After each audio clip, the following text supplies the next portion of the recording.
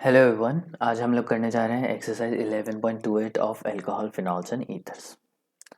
Question 11.28 में हमें तीन क्वेश्चन दे रखे हैं, तीन सब पार्ट्स दे रखे हैं और हमें एक इक्वेशन लिखनी है for the reaction of hydrogen iodide HI के साथ क्या रिएक्शन होगी इन तीन क्वेश्चंस में। बहुत सिंपल क्वेश्चन है अगर आपको एक ट्रिक पता हो इसमें। फॉर एग्जांपल मेरे पास कोई ROR है और इसमें अगर मैं HI के साथ इसे ट्रीट करूं तो इसमें बेसिकली क्लीवेज हो जाएगी। ये जो ROR ग्रुप है ना, ये टूट जाएगा, तो एक कन्वर्ट हो जाएगा ROH में,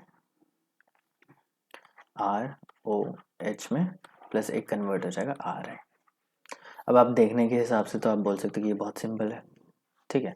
लेकिन प्रॉब्लम आ जाती है कि हमारे पास दो बॉन्ड है, एक बॉन्ड ये है और एक बॉन्ड ये है, तो कौन सा टूटेगा। अभी तो ये सिमेट्रिकल दिख रहा है तो आपको लगेगा कि ये तो बहुत आसान है। अब मैं इसको इधर कर देता हूँ, CH3O CH2 CH3।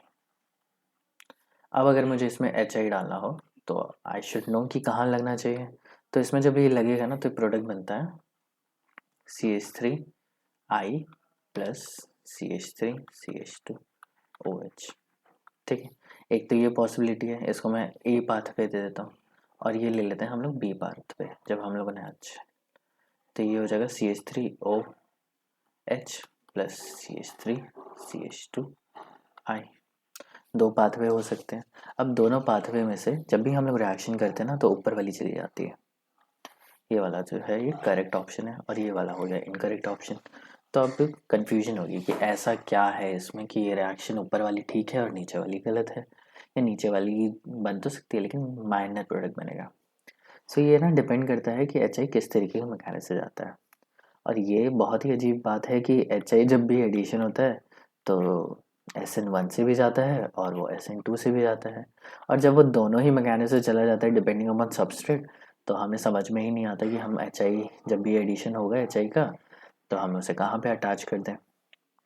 तो ये बहुत कन्फ्यूजन वाली स्टेट हो जाती है। सो इसको अब कैसे करेंगे, इसको हम लोग बस सीधा याद कर लेंगे। अगर रेट जो होगा ना वो किस तरीके से होगा, टर्शरी का सबसे ज़्यादा होगा, फिर प्राइमरी का एंड देन सेकेंडरी का। आपको क्या करना है, आयोडाइड कहाँ लगाना है, आयोडाइड आपको लगाना है तो आयोडाइड आप पहले टर्शरी पे लगाओ, फिर प्राइमरी पे लगाओ और उसके बाद सेकेंडरी पे। अगर आपके पास ऑप्शंस हैं, एक टर्शरी है एक प्राइमरी है, अगर आपके पास टर्शरी है सेकेंडरी है, अगर आपके पास प्राइमरी है सेकेंडरी है, बस यही तीन ऑप्शंस हो सकते हैं। तो इसमें क्या करोगे कि आयोडाइड आप लगाओगे टर्शरी के साथ, यहाँ पे टर्शरी सेकेंडरी है तो आप किसके लगाओगे, सेकेंडरी के टर्शरी के साथ। और अगर प्राइमरी और सेकेंडरी है तो आप किसके साथ लगाओगे, प्राइमरी के साथ। सो सेकेंडरी को तो आप लास्ट लेके चलो, ठीक है। एक और ऑप्शन आता है कि ये जो रिएक्शन होती है ना, इधर पहले सबसे पहले जाएगी वो SN1 अगर पॉसिबिलिटी है, SN1 नहीं है तो वो चली जाएगी SN2। अब SN1 में सिर्फ टर्शरी नहीं होता, टर्शरी के बाद एलाइलिक भी होता है और बेंजाइलिक भी होता है। ये तीनों ही बहुत अच्छी SN1 रिएक्शन जाते हैं। तो अगर बेंजाइलिक है तो आप पहले बेंजाइलिक पे लगा दो, अगर एलाइलिक है तो पहले एलाइलिक पे लगा दो, और टर्शरी है तो पहले टर्शरी पे लगा लो। अब ये डिपेंड करेगा किस पे है। अगर आप यहाँ पे देखोगे बेंजाइल इथाइल ईथर है तो आयोडाइड कहाँ लगेगा, बेंजाइल पे लगेगा। अगर यहाँ पे मेथॉक्सी बेंजीन है तो ये लगेगा मिथॉक्सी पे। अब ये थोड़ा कॉम्प्लिकेटेड क्वेश्चन आ गया क्योंकि मैंने बेंजीन बताई नहीं है यहाँ पे। अब यहाँ पे प्रोपॉक्सी प्रोपेन है, दोनों ही प्रोपेन ही है तो कहीं पर भी लगा दो कोई फर्क नहीं पड़ेगा। बेंजीन की भी बात हम लोग यहाँ पे अटैच कर लेते हैं। आपको ध्यान रखना है कि बेंजीन के साथ तो कभी भी आयोडाइड नहीं लगेगा, ये आयोडाइड कभी नहीं लगता। क्यों नहीं लगेगा, क्योंकि हमें पता है कि बेंजीन के साथ ये मेथॉक्सी बेंजीन है तो इसके पास क्या है, partial double bond character. Partial double bond character होने की वजह से CO बॉन्ड तो कभी टूटते ही नहीं है, तो ऐसा कभी नहीं होगा कि आयोडाइड यहाँ लगेगा, आयोडाइड हमेशा दूसरे पोर्शन पे ही लगेगा, ठीक है। सो आपको कभी भी बेंजीन के साथ लगाना ही नहीं है।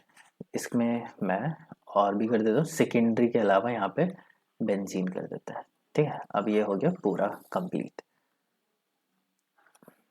इसको आप याद कर लो कि पहले कहाँ लगाओगे, टर्शरी पे, फिर प्राइमरी पे, फिर सेकेंडरी पे और एट द एंड बेंजीन पे जाएगा।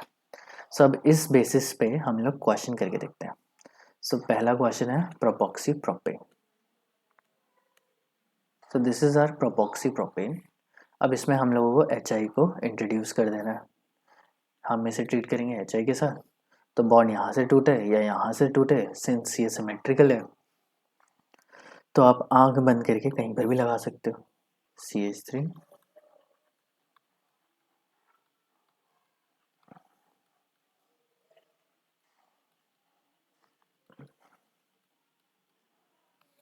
क्वेश्चन 1 बहुत सिंपल था, हम लोगों ने कंप्लीट कर लिया।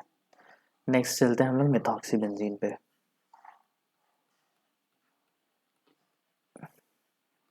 सो पहले हम लोग आइडेंटिफाई करते हैं हमारे पास क्या क्या है। ये तो होगी बेंजीन और ये होगी प्राइमरी, है ना। मिथाइल है, बल्कि प्राइमरी नहीं बोलना चाहिए, मिथाइल ही बोलना चाहिए। तो बेंजीन और प्राइमरी में से किसका रेट ऑफ रिएक्शन ज़्यादा था? प्राइमरी के साथ। तो आयोडाइड कहाँ लगेगा? प्राइमरी के साथ लगेगा, तो हम लोग प्राइमरी के साथ लगा लेते हैं। तो ये बन जाएगा CH3I plus OH, simple. Third देखते हैं, थर्ड क्या है? थर्ड है हमारे पास बेंजाइल इथाइल ईथर। ये हो गया बेंजाइल और इसके ऊपर इथाइल C2H5 CH2 CH3। अब मैंने यहाँ पे आपको बताया ही है कि ये है बेंजाइल, ठीक है। इसको प्राइमरी में बना देना, बेंजाइल। CH2 के ऊपर बेंजीन के ऊपर CH2 है तो वो बेंजाइल है, और ये है प्राइमरी। अब हम लोग देखेंगे तो हमें दिखेगा प्राइमरी है, यहाँ पे तो बेंजाइल है ही नहीं। बट आपको याद रखना है कि टर्शरी के बाद बेंजाइल आएगा। टर्शरी में जब भी SN1 होता है तो टर्शरी, एलाइड और बेंजाइल, आप मान के चलो कि इन तीनों की इक्वल रिएक्टिविटी होती है, ठीक है। तो हम लोग क्या करेंगे, बेंजाइल के ऊपर CH2I लगाएंगे plus CH3 CH2OH। So overall scenario में हमें ये दिखाई देता है कि अगर रिएक्शन SN1 से जा रही है और कोई भी कार्बोकेटाइन अगर बहुत ज़्यादा स्टेबल है तो उसके ऊपर इजीली पॉजिटिव चार्ज आता है। जैसे ही पॉजिटिव चार्ज आएगा आयोडाइड उसके साथ बॉन्ड बना लेगा। लेकिन अगर दोनों ही कार्बोकेटाइन उतने स्टेबल नहीं है, मतलब प्राइमरी है या सेकेंडरी है, और वो SN1 रिएक्शन से नहीं जा रहा और वो SN2 रिएक्शन से जा रहा है, तो आयोडाइड क्या करता है, उसका खुद का बहुत बड़ा स्ट्रक्चर होने की वजह से वो एक छोटे ग्रुप को अप्रोच करना ज़्यादा प्रेफर करता है, ठीक है। सो अब इसको याद कर लो, इसको मैं थोड़ा और रिफाइन कर देता हूँ। आप इसको ऐसे याद कर लो, टर्शरी और इसके बाद बेंजाइल कर दो, ठीक है। तो ये ज़्यादा हो जाएगा। अब टर्शरी में भी है ना, ज़रूरी नहीं कि बेंजाइल टर्शरी से ज़्यादा स्टेबल हो या टर्शरी बेंजाइल से ज़्यादा स्टेबल हो। ये डिपेंड करता है कि हमारा टर्शरी कितना है।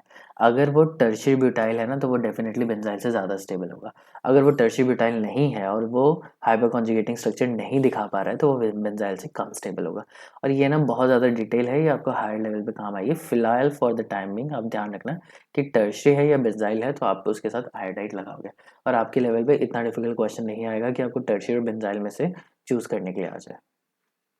सो आई होप आपको ये क्लियर हो गया होगा। कोई भी डाउट हो तो प्लीज़ कमेंट कर देना।